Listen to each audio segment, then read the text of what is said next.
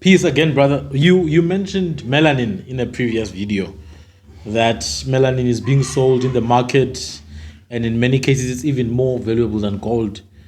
Remember, melanin has energy transducing properties. So it's a photoelectrical chemical, and it also helps as a radio protecting compound. It transduces photonic energy. So it's basically like it can operate as an energy transducer, photoelectrical energy, photogenic energy. But what is melanin? Melanin is a polymer, right? That is responsible for pigmentation primarily. But what it really does is to protect DNA. Melanin protects DNA from mutation. Now, what that means, it protects your humanity, your state of being human, because your DNA is what makes you human. That data that's stored in the deoxyribonucleic acid is what determines who you are, how you behave for a very huge part. And melanin, or at least portions of elements of melanin, protect that DNA. As a polymer protects that DNA from mutation, from elements such as ultraviolet rays that may attack the DNA and cause mutation. And when the DNA mutates, you start to experience abnormal changes, either physical or metaphysical, could be psychological or other types of behaviors. So, what melanin does, in essence, it keeps you human. But it also has other very good properties, such as protecting you from UV rays, your skin from UV rays. And you see, there's a video on YouTube where people apply sunscreen on their skins. And what are you saying, my brother? Are you saying if you don't have melanin, then you are not protected? You're exposed, yes. Your DNA is exposed.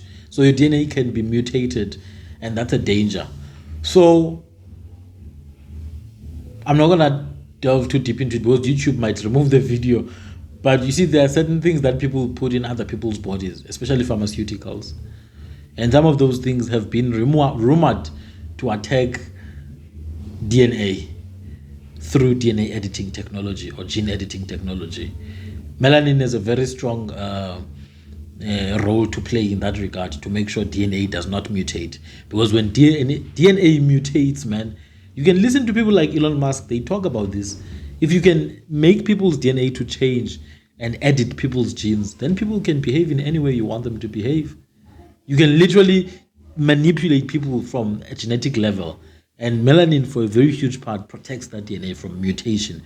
So since they've been trying to mutate people, and then there's this melanin that's trying to protect us from mutating, don't you think maybe now they will try and attack this melanin? Well, they've already been doing that for a very long time.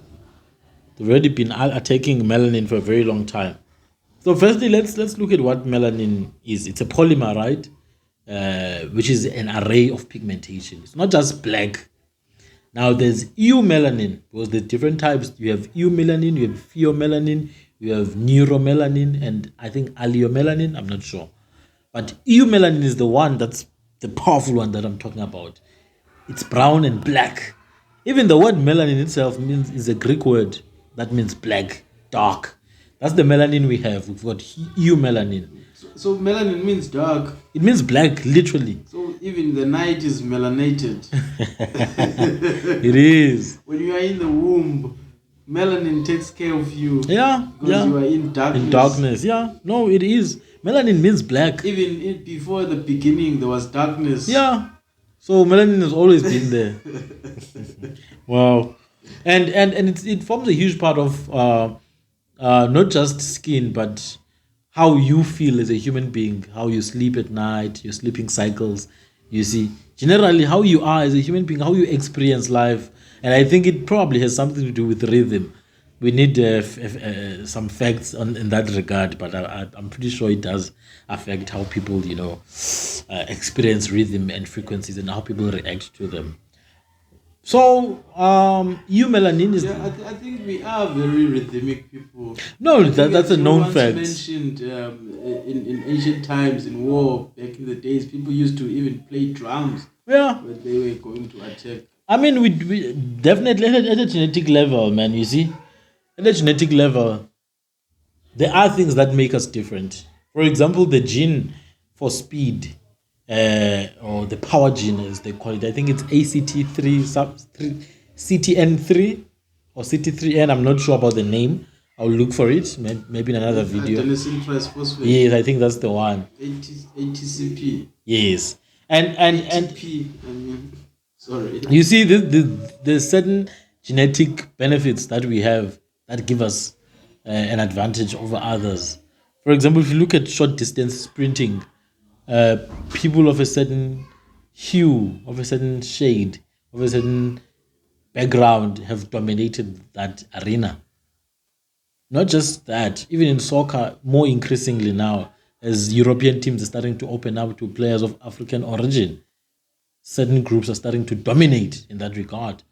But now let's talk about long distance running. You see, people of East African origin, especially the Nilotic region, Even Kenyan. Caster Semenya is another one as well. So they try to annihilate her. basically, Africans are dominating in athletic, and not just athletic. They tried to genetically modify her. They said she has too much testosterone, which is making her to run faster. So they wanted to modify her testosterone. But then, if she was a different race, the conversation would have been very different. Yeah, I know, we'll be clapping hands. I mean, Shedley Close, the American swimmer, he does have a genetic advantage because of his lungs, the size of his lungs. So he can stay underwater a bit longer. He doesn't need to breathe as much as other people. And that gives him an advantage in terms of swimming. I haven't heard anyone saying that his lungs must be cut short so that they can be equal to everyone else's lungs. As long as Caster Semenya is a female, then she should compete as with other females and she should dominate them. There's nothing wrong with her. But they try to change if it's not a European or a white person. And you see this kind of behavior. But you can't really compete against people's genetics. Remember Hitler, when the black athlete won during those Olympics. Hey, he was faced with reality, man. Those high jumps, right? Yeah, or some kind of running. But I think it was a long jump. Yeah. I think it was a long jump. It's crazy because it's at the height of the Nazi Germany, right? Where supremacy is everything. They think they are more superior than everyone else. And then here's this black guy here, does things that were not even believable that he could be done. Michael Jordan. You have Michael Jordan. He was even sick the day that Tiger Woods. You have Tiger Woods. But let's forget about sports. Let's talk about inventions because people are like, no, it's just sports. No, man, even inventions, people who invented cars, who invented certain aspects of computer system. But I think it's the truth. Yeah, we might have invented these things, but we never succeeded in that sphere or spectrum. Well, obviously, but when you look at sports and music and but we only succeed in those entertainment stuff. Remember, we only succeed in sport because you were allowed to compete fairly. There's a reason why initially black people were not even allowed to compete in sports, even in soccer. We're not allowed to even compete. So you could not succeed in soccer if you're not allowed to compete. There's a 50-year gap between, or a 100-year gap between a white American business experience and black American business experience. For a long time, the CEOs, the CFOs, the COOs were always white Americans.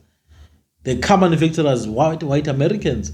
The people who were allowed by the regulators to own manufacturing cars, the people who are allowed to register intellectual property were white Americans. So you cannot expect now black people to succeed in a sphere where they are not allowed to even compete, even in athletics. Even in athletics, how many black people are swimmers? Yeah, you also remind me of Black Wall Street. Exactly, it was destroyed. And it's not just Black Wall Street, all black American suburbs that were successful, all of them, even the ones that accepted white people who were immigrants to come and stay. If you go to New York right now, there are certain parks and gardens that are built on top of black suburbs. There are dams that were built on top of black suburbs. Those dams were not needed there. They built them just because they needed to destroy those suburbs. It's the same thing that was done in South Africa, where they removed black people from Pinelands, from Belleville, from District 6, put them in Khayelitsha and Crossroads, told the colors that you're better than this one. You are like us, when Hashem, hate them. And then tell the colors that no, you're not like us, you're just a slave. So you don't succeed. You will never succeed in a sphere where you are not competing fairly or competing at all. So there's that element, my brother. So if you look at business, for example, Europeans are very successful in business, primarily because they control the power to take decisions in business.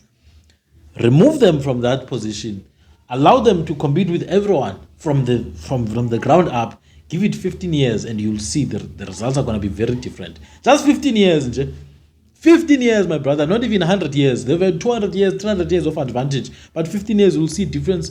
You will see a stark difference. You can go to universities right now. Go to universities right now. At an average level, you see who the top students are. They're not European. Even here in South Africa, you might find that at the helm of all these technical fields, you find Asians, not just Asians, maybe Chinese and Indians. You see, for obvious reasons, they work, they don't play, they grind, my brother. Apparently in Asia, I think it's in China, they learn for 9 hours. Yeah, it's China, that's China. 9 hours a day. That's China, yeah. Everything is it's very intentional in China, man. And that's what you need when you want to build a country. That's what I was saying, man, about South Africa, that if we want to build a successful country, we might even need to have a 24-hour working day. The government is proposing that we work less hours, or even 4 days. I'm like, 4 days. 60% of people are not working, and you want to work 4 days. We should be working 24 hours, man. People should be able to work during the day and during the night. It should be legal, at least for the next 50 years. They're cutting off overtime as well. Like, what nonsense is that? You can't build an economy like that. China is not doing that. Man, in China, there are buildings that can move. They build a building here in this location. It's finished. It can move from here to... I watched a video. They were building a bridge, bro. Like, they built like non-stop, day and night. Why should you stop? Continuing. Why should you stop, man, if you want to be a respected country in the world? There's a bridge.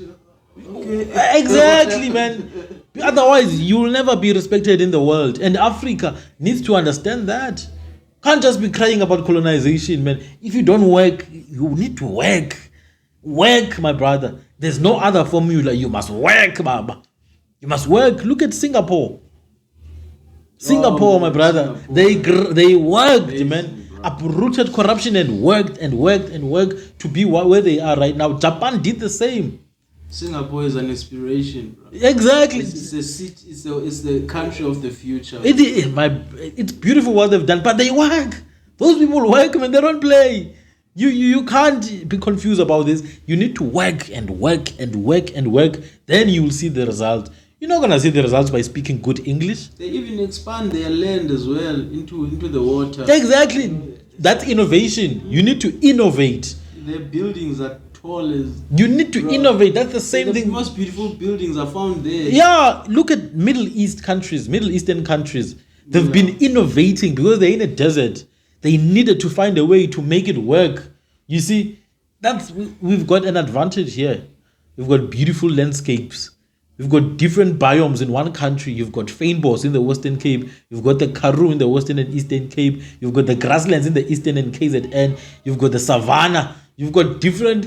you have the Namakaroo. The thing is, someone is already owning it. Yeah. But they are not doing anything. No development, nothing. They're just holding the land. Travel by bus from Joburg to Cape Town or Cape Town to Joburg and see how much land is not used in this country. But if you go there, there's an owner. Yeah. When you try and find him, he's long dead. My brother. And his family are in Switzerland and others are in France. They don't even care about the country. So that's the thing, man. You see? That's the thing. So we can't dominate in areas where we're not competing.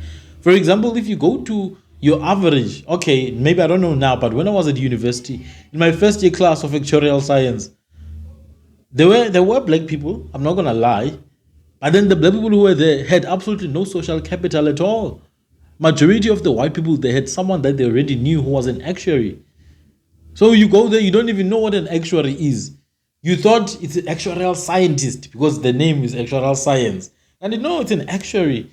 Remember when they were asked, have you ever met an actuary in your life? I only met one at that time who was working for All Mutual. The lady was interviewing me for that matter. So I didn't even meet her for 2 hours. But a lot of the guys who were white were like, oh no, my uncle is an actuary. This person is an actuary. And then the guys who go to computer science, they thought, they think that they'll become a scientist when they are done with computer science.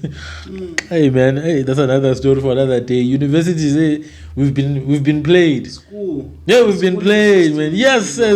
Well, I remember this library manager. We were talking to him. I was still in high school. This guy was telling us that the reason why he's a librarian, he saw the name science next to his course. It was called book science. He thought, I'm gonna be a scientist. So he went and studied book science. Can't you know? But science only means knowledge. But we don't know that. Gnosis. No, we don't know that. That's the thing, man. To know to study something. Even business is a science. It's a science. Economics is a science. You see, we have EMS at school. Yeah, I mean, economics is a social science. So there's a lot that we don't know. The reason why we don't know, we've never been a part of that. Systematically, we've been removed. It's not like we were removed immediately. When the Europeans came with some of these systems, we were not excluded at that time immediately. We were involved in the early encounter with Europeans, man. A lot of Europeans, they were seafarers. They had black people navigating the seas with them. The free blacks were busy navigating the seas with with Europeans. But today, you go to any marine business, any company that deals with the ocean, you don't find many black people there. Why? Because over time, there was an element of systemic exclusion of particular groups. So when you say now black people have not succeeded in business or in the sciences or in this or in that, it's not really about that. You need to understand why. Because in areas where black people have been allowed to compete, keyword allowed. Why? Because they were previously not allowed. So areas where black people were allowed to compete, even in sports, cricket. They dominate. Yeah, cricket, rugby. Look at, what is this country? Jamaica, was it West Indies? Yes, the West Indies, oppressed by the Queen for a very long time. When they got their freedom, they played with England. They beat England up. The West Indies beat England in cricket. But before, 100 years before that... West Indies are very good. But 100 years before that, they couldn't play cricket. They were not allowed. The moment they were allowed, they killed it. You see? So you're saying there's something about this melanin.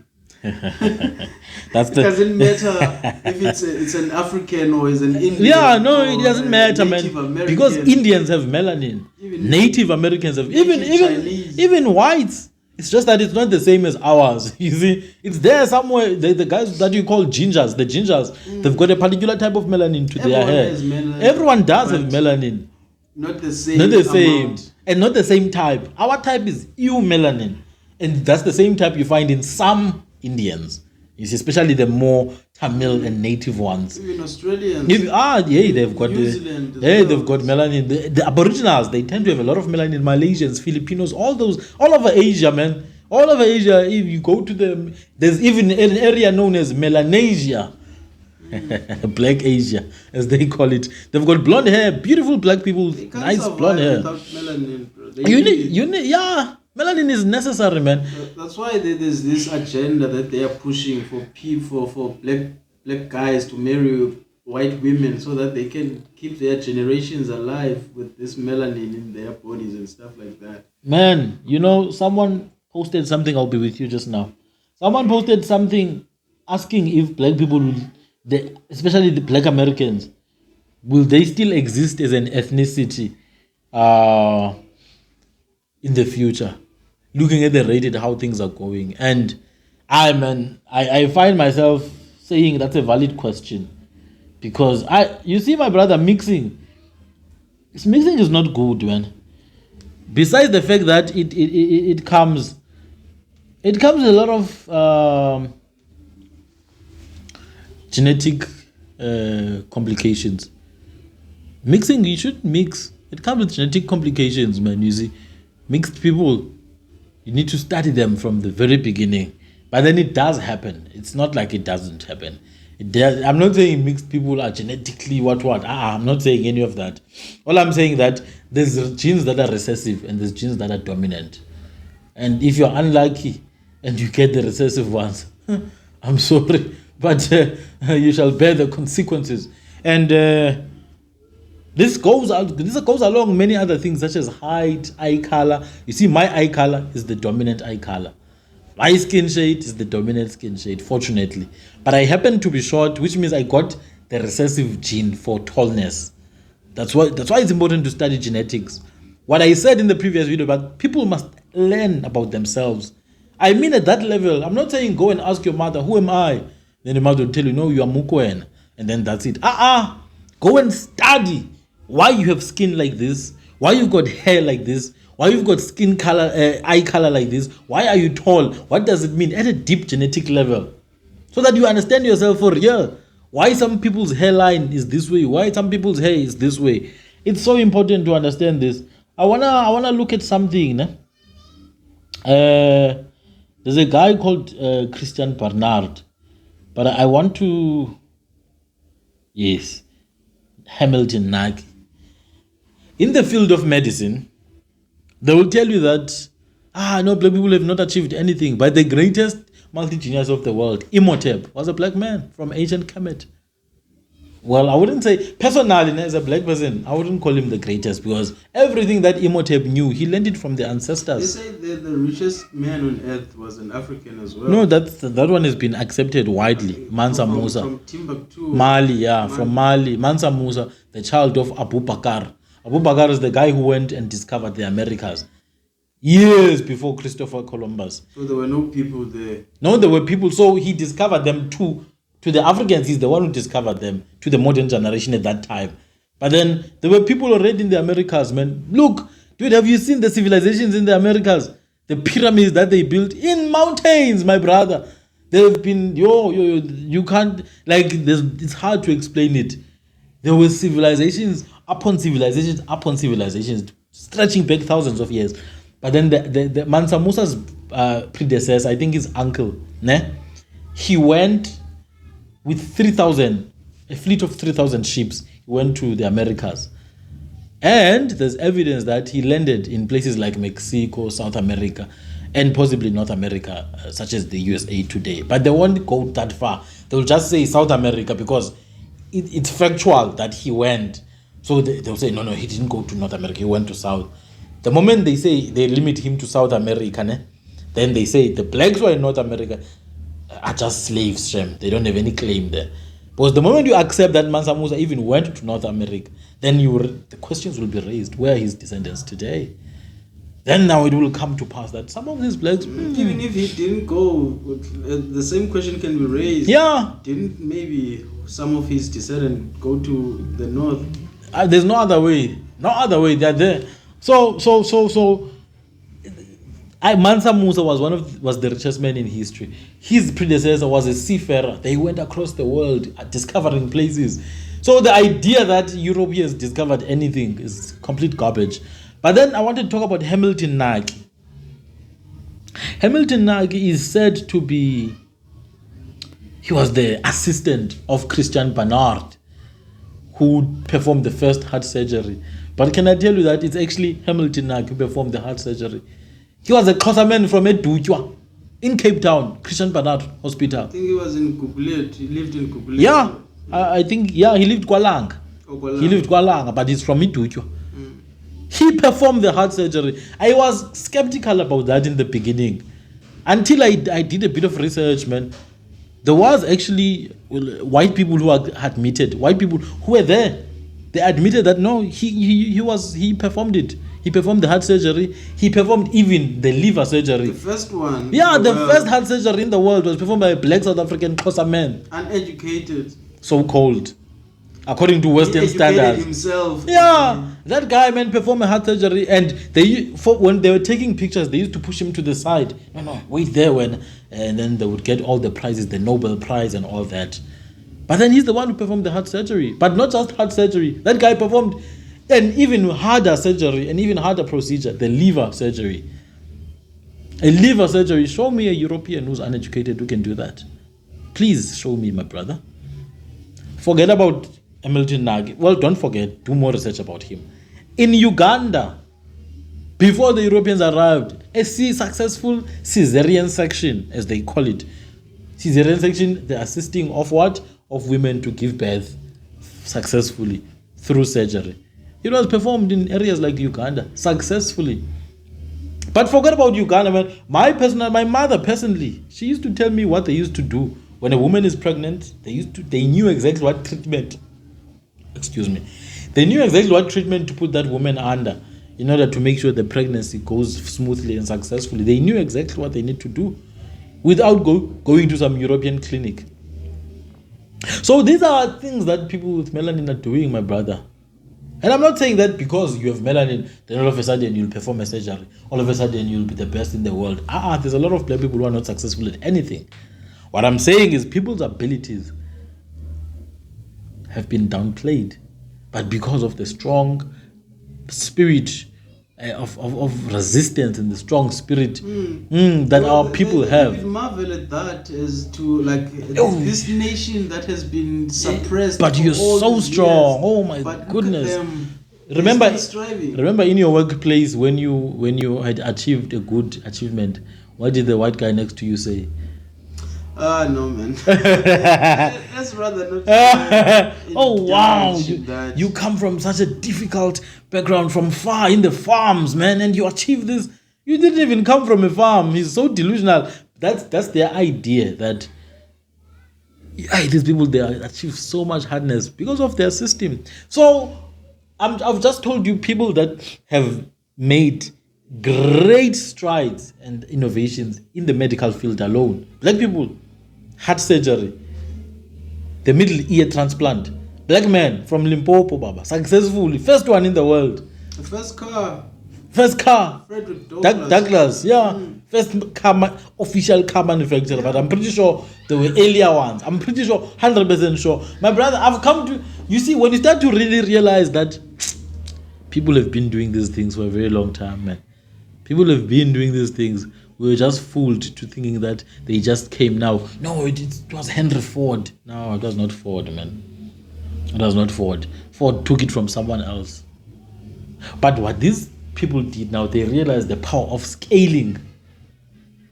The power of scaling a business. And I give it to them, man. Americans, Europeans, they will scale your business, Baba. They will go and sell it everywhere and say it's theirs. You come with your idea, they steal it, then they scale it, they will replicate, they will register it somewhere. No one must touch this, please protect me. And they play around with the laws, man, and they'll protect themselves from your laws. Right now, what Chikumbuzo was doing with the non-wireless TV, I just saw it in America now. It's commercial now. People are buying those TVs in the USA, Bab. When Chikumbuzo revealed that he got poisoning and he was in hospital for a while. So what I'm displaying here is to answer that question, that we've succeeded in athletics, right? We've succeeded in sports, we've succeeded in music, but we didn't succeed originally because we're not allowed to. But now that we've been allowed to, we've come to learn of some genetic advantages that we have only in these fields that we were allowed to compete in. Now imagine you start competing in mathematics at an international level. You realize we dominate. Then we learn new things. Oh, wow. You know, in the brain of African people, there's a particular section that allows them, because there's always an explanation when we succeed so well. And I accept those explanations as valid. I accept them. But my point is that you can never understand our people fully, because there's rules and laws that try to stop us from doing certain things. And that's why when you hear people say, oh, Africans, how many Africans have won the Nobel Prize in physics, or they've won the Nobel Prize in quantum sciences and all that? You're not going to find many, because that's a field we've never been allowed to. In Bantu education, there's barriers in Bantu today. Yeah, in Bantu education, they require a lot of money and people can't go there. Yeah, and study those things. Yes, and there's a particular group of people that are poorer than everyone else. It's Africans, for obvious reasons. So in Bantu education, you will never find a black person studying quantum physics. It never happened. You had to do social work and stuff like that, and our people excelled in doing that. But now you can't expect black people to be Nobel Prize winners in astrophysics. We don't have any capital. We don't know where to start, where to go. Give it 50 more years, you start to see flames, Baba. You know Siyabulela Xuza from Cape Town, from Mthatha. He had a planet or a planetoid named after him. First generation, he went to St. John's College. He had a planet named after him because he discovered some kind of fuel for rockets. He even met with Obama. Imagine. NASA, they called him to the USA. These people, man. And that's a boy from Eastern Cape. Imagine, man, if that was 200 years ago. Just imagine, 200 years ago, Siyakuza achieved that. 200 years later, imagine how much more. Do you understand? All the planets would be named in our names. So the idea that, no, black people have not achieved anything in science, and this, it's a lie. We are science. We are physics. We are electromagnetism. But there are things that we can give credit to the other races. No, yeah, but do they give credit to us for the things we've done? Do they? I'm saying... No, I'm asking you. There are some things that they have invented. There are a lot of things we've invented. Do they give credit to us for those things? They don't. Exactly. So I'm not going to give credit to anyone, my brother. Not going to happen. That's our downfall. We always want to be fair. Don't be fair, because no one is fair to you. So melanin, my brother, is an extremely important aspect of our existence. And I think there's a lot. And this is an invitation to black people to start more research around these fields. Do thesis around these fields. Be more interested to learn about biology and genetics, because this is the key to understanding our purpose. But not just that, man, even our hair, because our skin, the reason why we're talking about this is because our skin has been demonized for a very long time. The devil has been drawn as black for a very long time. It's only now that they are changing and starting to draw the devil as red. And you can even see the effects of that. Obviously. When you look at our people, the way they look. Yeah. You find them like back in the days when he was born, he was black, like pitch black. Now when you look at her, when she's 30 or something, now she looks white. They've bleached their skin with gentle magic. And they use pawns in the hope that, even makeup, man. Hair, they straighten that dirty hair that they I don't even know how to get into the hair. That dirty thing they do to their hair. People are being killed and their hair taken from them, and then you wear that hair. And then the reason why this hair is even being taken from these people is because you want this hair. And it's not the other way around. You don't see Chinese wearing afro, Baba. Nah. You don't see Indians and Peruvian and Brazilians wearing afro. Nah. They're not going to in queues buying afro. I want South African hair. No, I want Nigerian hair. They don't want that. They think it's dirty. They think it's dirty and undesirable. Look, unfortunately, the advert they made. Yeah, dull and messy hair. It's black. Beautiful and clean hair. Even people, when they come out with their afro, they call it bad hair day. But that's not even the worst part. The worst part is not Americans thinking that our hair is ugly, or Europeans thinking that our hair is ugly, or Indians. The worst part is our people thinking our hair is ugly. When you start having an afro, you'll hear your girl saying, please baby, go cut your hair. I've experienced that nonsense. I've experienced it. No baby, please go cut. You don't look nice. Look at what they've done to DJ Smooth, man. They've vilified him. They said that he looks like he's going crazy. He has a calling with ancestors. This one, he's losing his mind. It's Zahara's money. Zahara's ancestors are strong because they are punishing him. I'm like, see that this guy is growing. He's literally becoming a god in front of them. They don't even realize it. They don't realize it. When a god is in front of them, they can't even see, because Smoo has become in love with who he is. He realizes that this is the highest level. When you embrace who you are, that's the highest level of existence. When you becoming, transcending everything else and becoming. Because becoming is a constant process. You don't just become like, now I have become. No, you constantly becoming. And Smoo is in that process. The hair and the locks, which is a natural hairstyle. You have to die daily. You have to die daily and resurrect daily, my brother. The hairstyle he has, the locks, it's a natural hairstyle. You don't even need to go to a barber or a hair salon for that. It's a natural hairstyle. And if you do research, you realize that even in ancient times, kings and queens, they would use their locks as crowns. Even in the Bible, you learn about people like Samson. He had locks in his hair. His secret was the hair, my brother. When Delilah came and wanted to remove his strength, she had to cut the hair.